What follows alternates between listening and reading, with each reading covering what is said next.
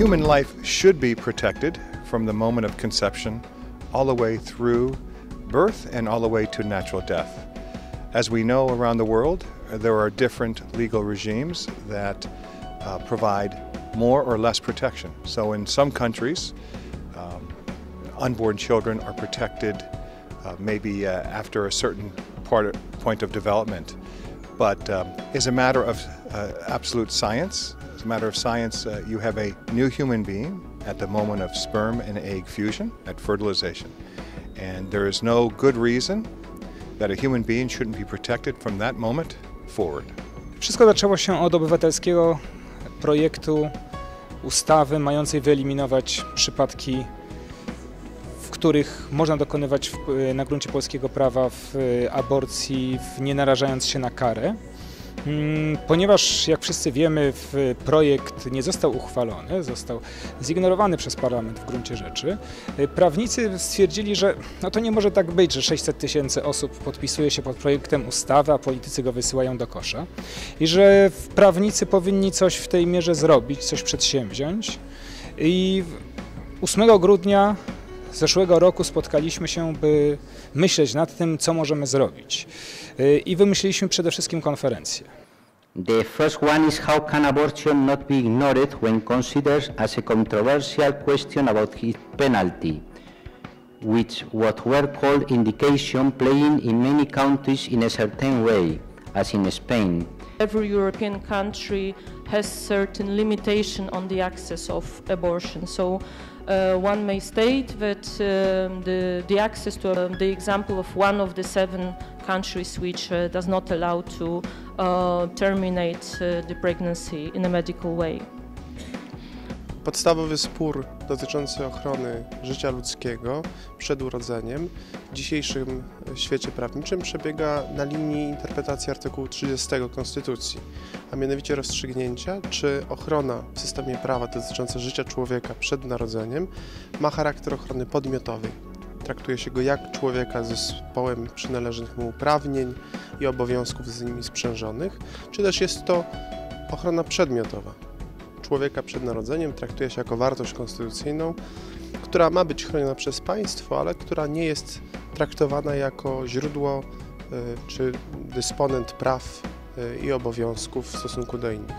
Widać to wyraźnie w sytuacji, kiedy matka będąca gwarantem życia dziecka poczętego jest postawiona przed wyborem związanym na przykład z aborcją i wtedy w zależności od tego, że dziecko będzie traktowane jako podmiot, czy też wartość konstytucyjna, jej uprawnienia będą kształtować się zupełnie inaczej. Gdy dziecko będzie podmiotem, system prawny nie będzie mógł pozwolić na to, żeby w świetle prawa legalnie pozbyła się ciąży. Jeśli będzie wartością, taka legalność będzie dopuszczalna. By what logic are these norms connected with the rule that if the child might be born with a congenital disorder or suffer from a life-threatening disease, it might be killed because it doesn't deserve such an amount of legal protection as the healthy one?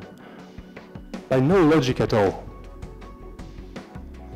And there are no freedoms, no such rights, and no such values in the Constitution that would justify an exception from the protection of life in this case. Jeżeli system prawa jako całość za podstawę swoją uznaje godność człowieka, to trudno jest sobie wyobrazić, żeby chronił poszczególnego człowieka, każdego jednego, inaczej niż za pośrednictwem ochrony podmiotowej.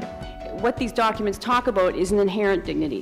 It also talks about duties. Why am I highlighting duties? Because we hear about this absolute rights.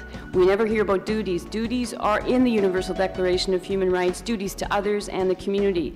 I then move to one of the key paragraphs that no other document, human rights document has, and it's the following. All human beings are born free and equal in dignity and rights. They are endowed with reason and conscience and should act towards one another in a spirit of brotherhood. Wow. The law on the protection of families starts with the following 2 sentences. The family is an autonomous community established in human history before the emergence of law and the state, which rests on moral grounds.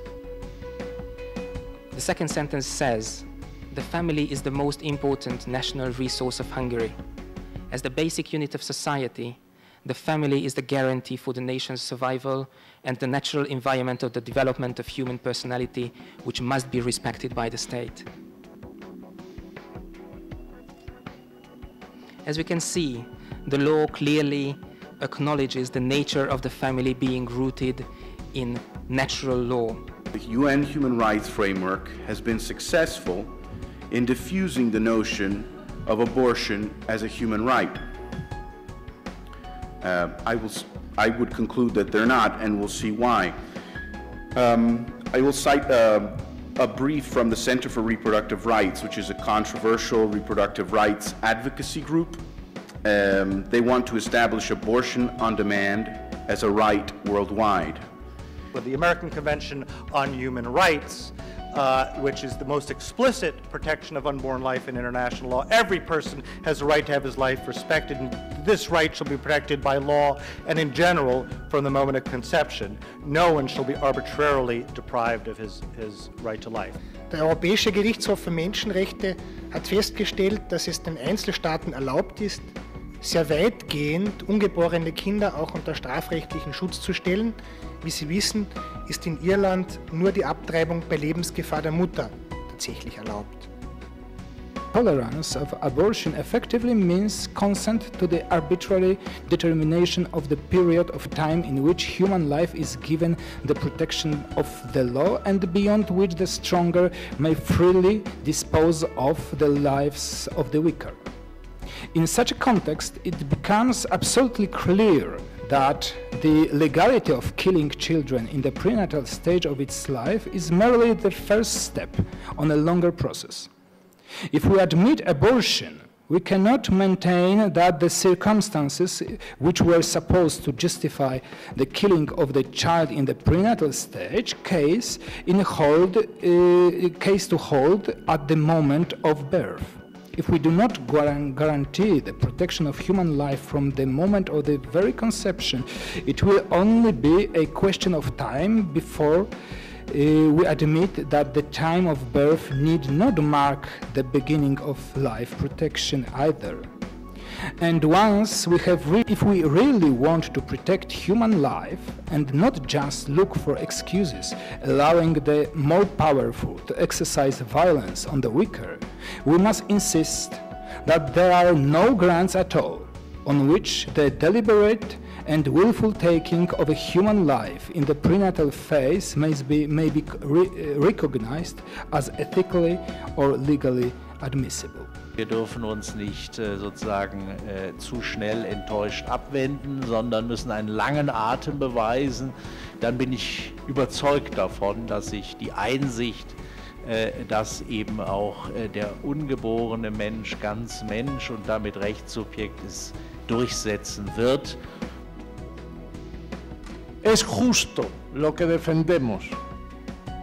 Tenemos que ganar. Pero sepamos las reglas del juego.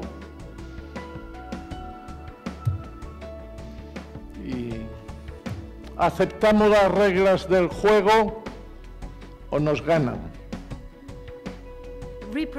Assisted reproduction centers grow everywhere in Europe for all the people who have a little bit more money. This is not the society we want to see, and it is on us now to find creative solutions. Now, it is true that the people who care for life in Europe are a minority, but if this minority is creative and persistent and tireless, and we are, then we can protect all human beings, also the smallest and weakest ones.